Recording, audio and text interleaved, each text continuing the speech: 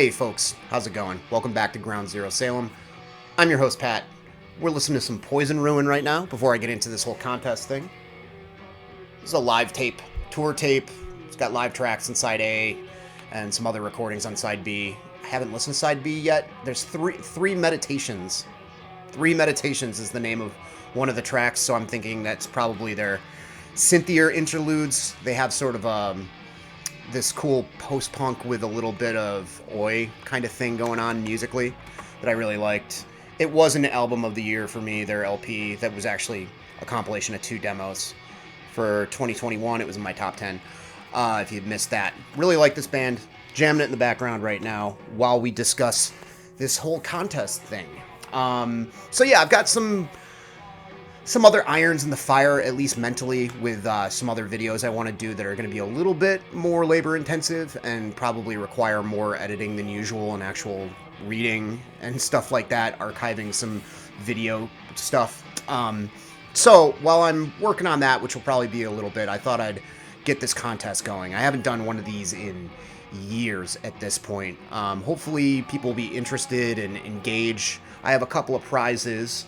And it's a very basic premise for this contest. You have until March 30th, which is my birthday, to either email me, you can respond in the comments even if you want. Preferably, of course, I want to see video responses.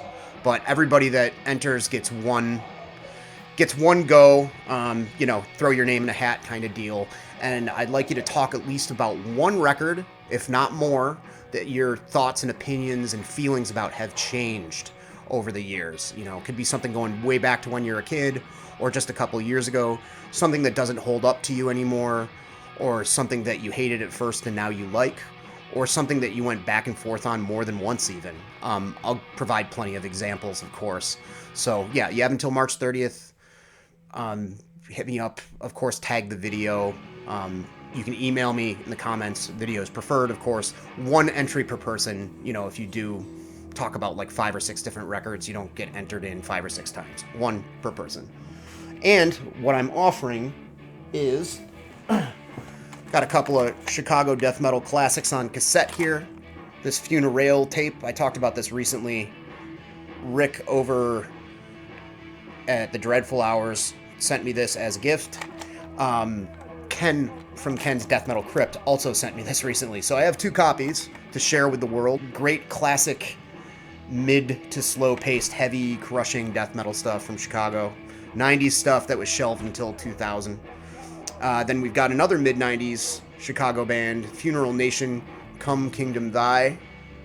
Also like pretty heavy, straightforward, almost kind of stripped down, bare bones, crushing death metal stuff. Good shit. As well as, and this is more for the hardcore crowd, we ended up with 3 copies of this. We each ordered one, my wife and I, and she got sent an extra one. I don't know if she ordered an extra one by mistake. I believe she did. So I've got an extra one of these Santa Sangre Feast for the New Gods double LPs to share with the vinyl community. This is great metallic hardcore from Syracuse, New York, circa 99, 2000, 2001. Very brutal, almost straight up metal. Not quite like death metal, maybe more towards metal with a little bit of a groove, but very, very crushing, heavy stuff. Certainly if you like Integrity and Crowbar, very early Hatebreed, it's kind of along those lines. I'll leave a link to what the music sounds like below. Members from this band played in The Promise, Another Victim, Maximum Penalty, the drummer's currently in Slapshot. Lots of great related projects to this. Some really, really good players. Jonathan Dennison, fantastic guitarist. Busky, awesome bass player. Corey on drums. Yeah, great band. So check it out. I don't remember what variant this is. They came in a bunch of different colors. I don't pay attention to that stuff so much, so you get what you get. If a lot of people join in on this and enter, I'll definitely throw more and more stuff together, maybe kind of separate out a couple of different prize packs, like do a metal one and a hardcore punk one or something like that. We'll see. We'll see how much engagement I get, you know? So, I want to talk about stuff that my opinions changed on over the years. That's the main reason I'm throwing this together, because I thought it'd be a good topic just to talk about. You know, hopefully people will join in on it. I'll just grab thing from the top of the pile here. Dehumanizer by Black Sabbath. I remember when this came out. I was a big fan of the Ozzy stuff, but at the time that this debuted, I was way more into heavier stuff. I don't even think I'd really gotten into Doom yet. I wasn't aware of St. Vitus or any of that stuff. I think that came like a year later. But I listened to some classic heavy metal, Iron Maiden mostly, and was really into Roadrunner, Earache, death metal stuff. So this kind of went over my head. I wanted like fuzzy, kind of stonery Ozzy sounding Black Sabbath as opposed to this. I didn't really care for Heaven and Hell. I'd heard it at the time. My friend had it, and I didn't really like it. I liked Dio when I was really, really young. I had a K-Tel Hard and Heavy comp that had like Rainbow in the Dark on it, and I liked that song at the time. But there was this weird disconnect in the 90s where I liked Iron Maiden, and that was about it for like classic heavy metal.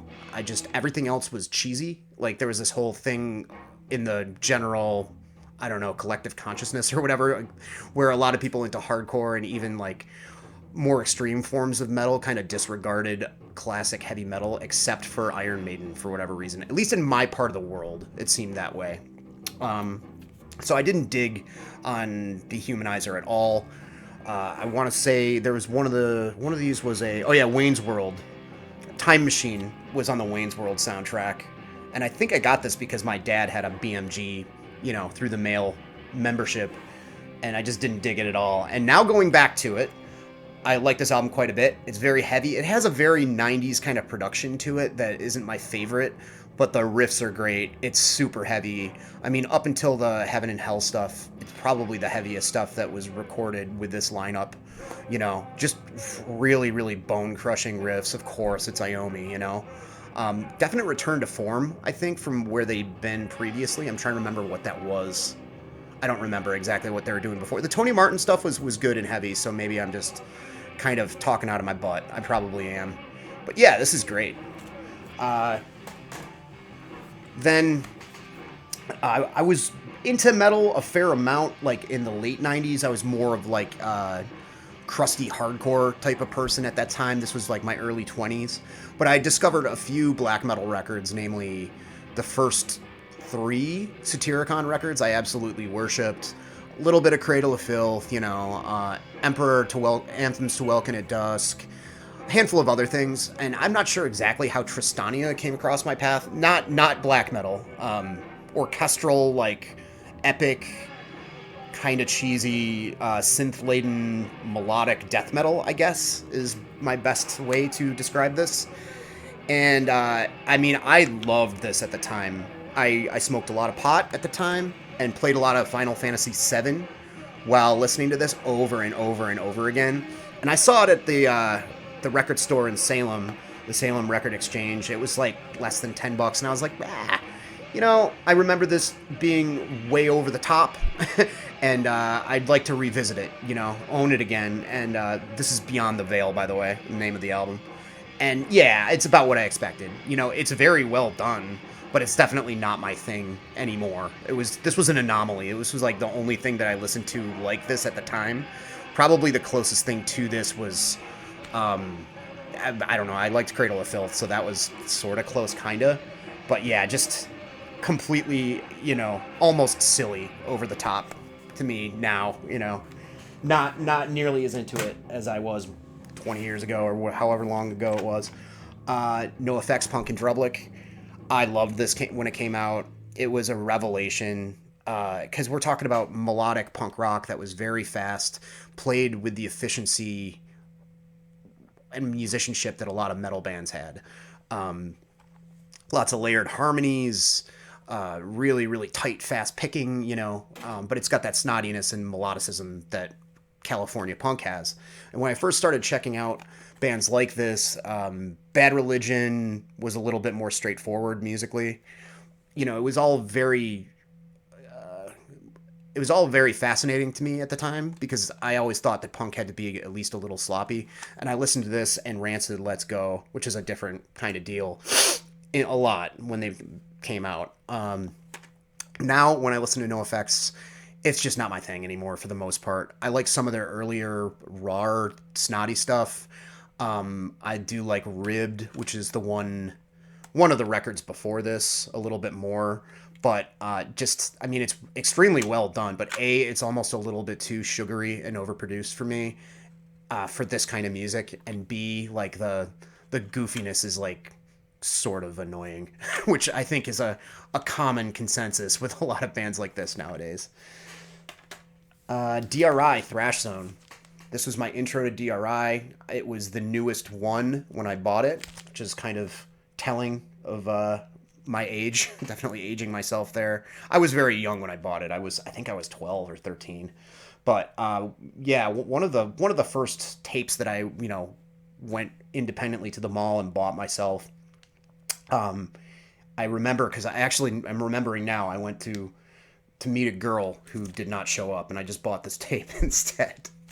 And I loved it at the time. I was familiar with the band and the iconic, skanking logo guy, the mascot for years before I actually heard this, thanks to Gleaming the Cube.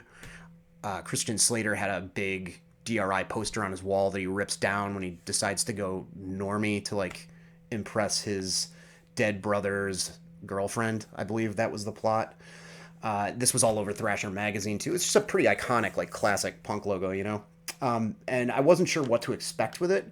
I hadn't heard their early, really fast punk stuff yet, and I loved this. I mean, I was just discovering crossover. I think I'd heard SOD around the same time. I was getting into all the classics, Metallica, Slayer, and then later that year, I was already like buying the Grind Crusher comp. Things kind of happened at warp speed back then, and I loved this at the time. I mean, just the riffs, the thrashiness of it, the song Thrash Art about the moshing and all that. Like I was just starting to learn what that stuff was. But now listening to it, this is my least favorite DRI. I still like it okay, but I'm definitely reaching for Four of a Kind or even Crossover as far as their metallic stuff. I mean, and dealing with it in the Dirty Rotten LP or EP or whatever version you're checking out are head and shoulders above this by far. Oh yeah, there was that Full Speed Ahead record that was the last thing they did. I remember that being really bad too. That's probably actually my least favorite, but it's been a very long time. I actually even like Definition more than this one. Not super into it. Then there's a few things that I don't know if I'd attract hate. This isn't like trying to detract from how influential these next two records are. I listen to them so much and listen to them into the ground. There's just other stuff by these very iconic bands that I'd rather listen to. Like I have this imprinted into my brain at this point. Number of the Beast, and yes, I'm afraid so, Rain and Blood by Slayer. Two great records. I'm not disputing the fact that Rain and Blood is pretty much damn near perfect. I've just listened to it so much that it's just so ingrained, it just doesn't spark the same kind of thing that, say, Hell Awaits or Show No Mercy does. Show No Mercy, I feel like I've listened to just as much or even more. But honestly, there's just something about the way that particular album is arranged and written. I'll never get sick of it. It's totally evergreen to me. For whatever reason, Rain and Blood, not to say that, like, if somebody doesn't throw it on, I'm not going to get stoked. I'm sure at some point within the next year or two, I'll be like, yeah, I got to listen to Rain and Blood again, But it just doesn't hit me the way it did when I was a kid. When I heard it as a teenager, I could not stop listening to it. The tape had the full album on both sides because it's so short, and I would just auto reverse in the Walkman over and over again, and I still have it in that, like, I'm good listening to this kind of thing. Who knows? 10 years, maybe I'll experience a renaissance with Rain and Blood. Perfect record, just doesn't get me excited the way it used to, Similarly, same deal with the Iron Maiden, Number of the Beast. I had No Prayer for the Dying, which I loved when it came out. Kind of another good example of this. A little bit more justifiable, I guess, with No Prayer for the Dying, because that is kind of a flawed record. But Number of the Beast, same deal. It just completely captured my imagination. I hadn't really gotten into a band like this yet at the time, as far as like classic heavy metal stuff. It is superbly written. It was discussed a bit on the Heavy Metallurgy podcast video discussion that Head King Fowley, like, there are some songs on it that I agree with that discussion. There's a few songs on it that might be a little bit overrated, But overall, it's a fantastic heavy metal record. Nowadays, though, I'm reaching for Power Slave if I'm reaching for a Bruce record, really. And it took me a long time to come around to the Di'Anno stuff. I thought, it just wasn't great when I was a kid because he didn't have the same vocal prowess as Bruce Dickinson. And now those records are so great to me. And it's kind of nice because I didn't overplay them when I was a kid. And now I'm really getting to appreciate them more. I'm going to flip the tape over.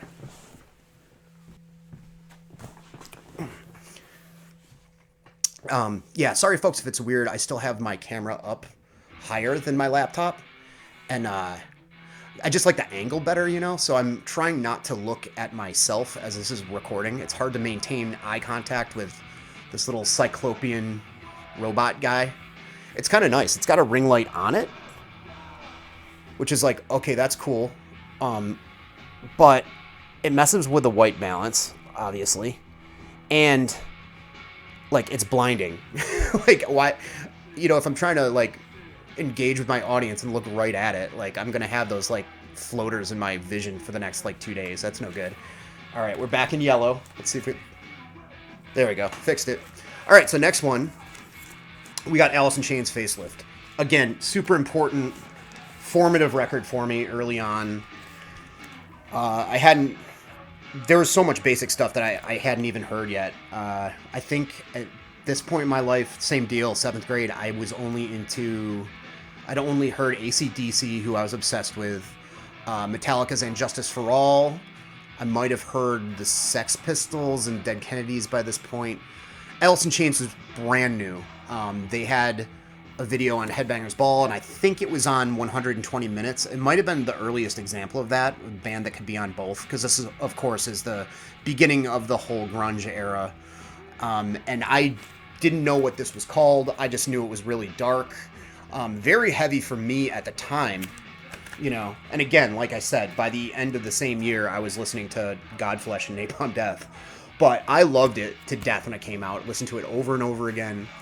And then, the whole vocal style, the whole Lane Staley vocal style that influenced bands at the end of the decade, the Godsmacks and all that kind of stuff, kind of put the original article out of favor with me of Alice in Chains. Like, I started kind of weirdly, retroactively disliking them.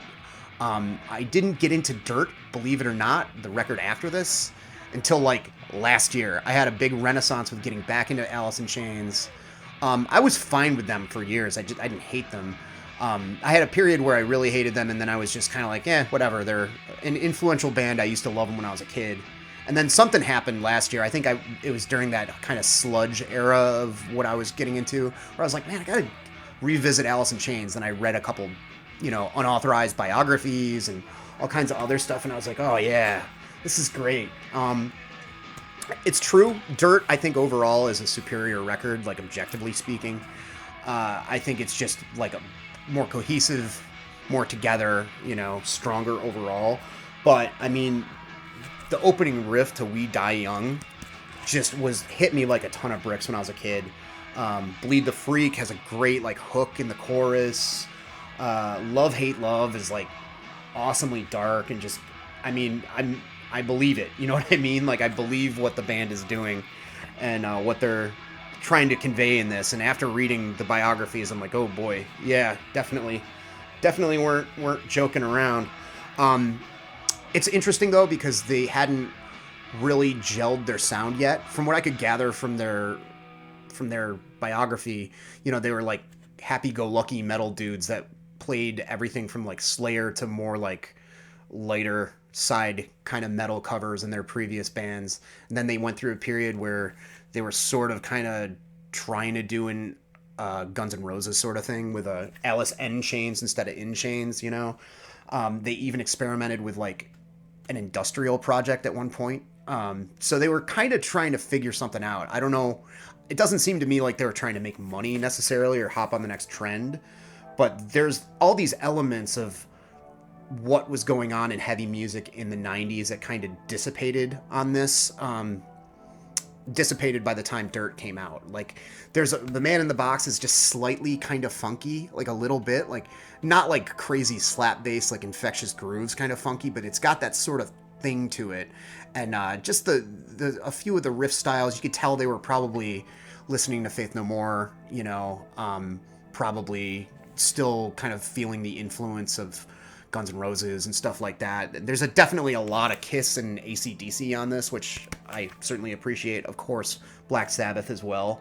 So just kind of going back to this over the years, I do feel like this album could be a couple of songs shorter, but it's still great. So that's my opinion on this. Like, went from loving it, too much crappy music reminded me of this, so I hated it towards the end of the 90s, then went kind of indifferent, and then fell back in love with it again. Love, hate, love. Hey, how about that?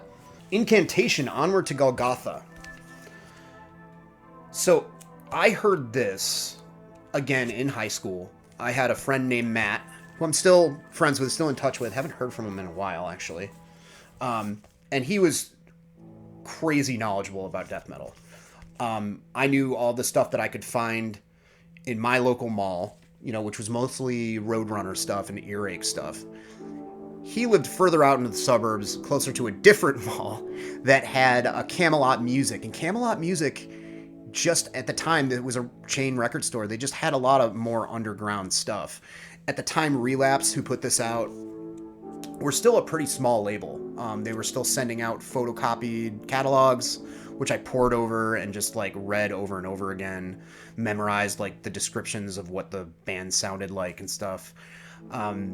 So it was kind of a big deal to get Relapse stuff, and he would buy stuff, my friend Matt, and dub it for me. And I had a tape, I believe, a 90-minute Maxell tape that had Baphomet, Deadshell, and Harrot with Onward to Golgotha on the other side by Incantation. And, Incantation was a band that I liked okay on compilations, like the Corporate Death Comp, for example. But, trying to get through this record was a Herculean feat for me in those days, because even though death metal was very blistering and heavy and abrasive, I needed something a little bit more accessible at the time, just getting into it. Morbid Angel Covenant is a really good example of a really well-crafted, memorable death metal record. It's instantly gratifying, you know what I mean? Another example, to me anyway, was Carcass Necroticism Desanting the Insalubrious, which was also... It was pretty complex, but it was just so many good, juicy riffs on it and so many great parts. Incarcerated Solvent Abuse, great example there. This was a little bit different, This was a nightmare hellscape, A very good example of the cover art representing the music contained therein very, very well. The person who painted this did Hellraiser Comics, I believe, if I'm remembering right. And I think they've done a lot of Incantation covers. Actually, I should have looked that up, but I didn't. And it's just all the weird pitch squeals and just the subterranean low growls. It's just a maze of heavy stuff, and it's got a very sort of foggy production to it as well.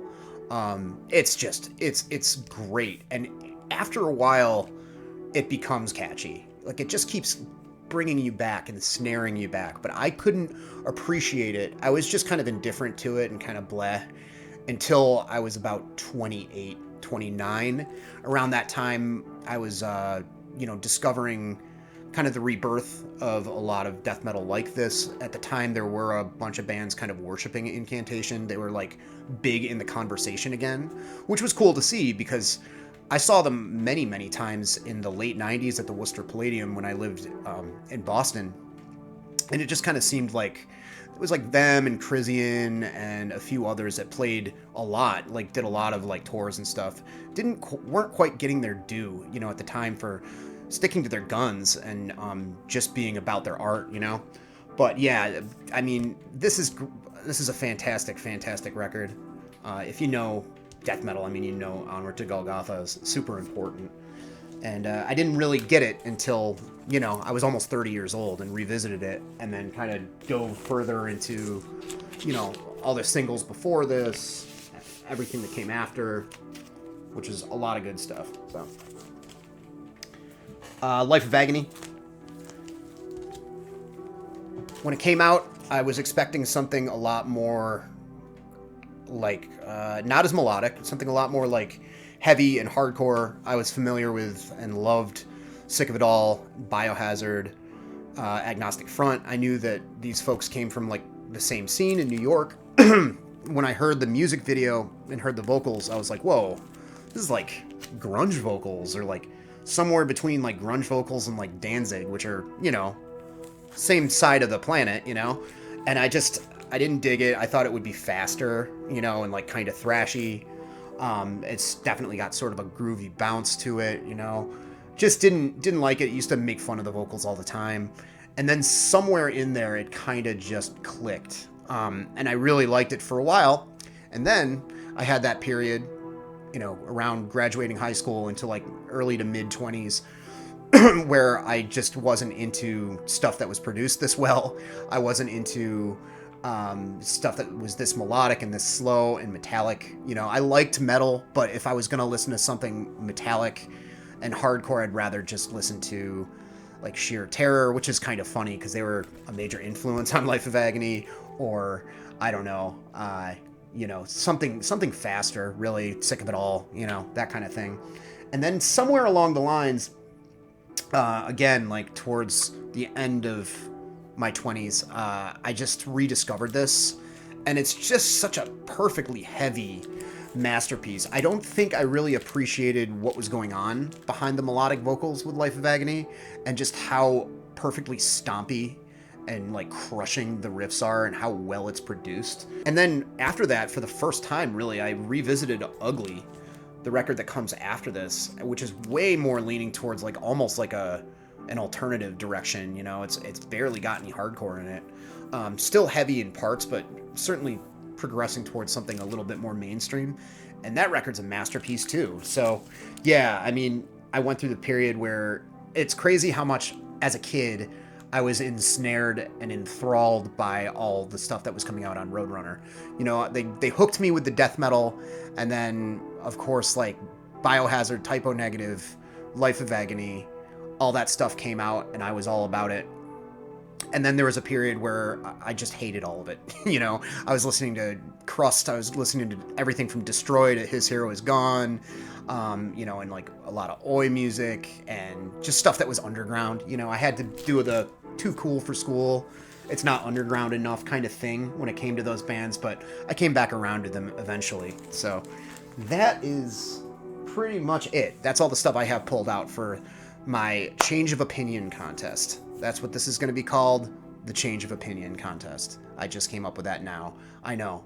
Super. How? Actually, no, you know what? Let's do Evolving Opinions contest. That's what this will be called. You have until March 30th, like I said, just to review the rules. Shoot a video, at least one record. You can do as many as you want. One entry per person. You have a chance to win the 2 tapes I showed off and the LP. I'll probably add more stuff if more people join in on the fun.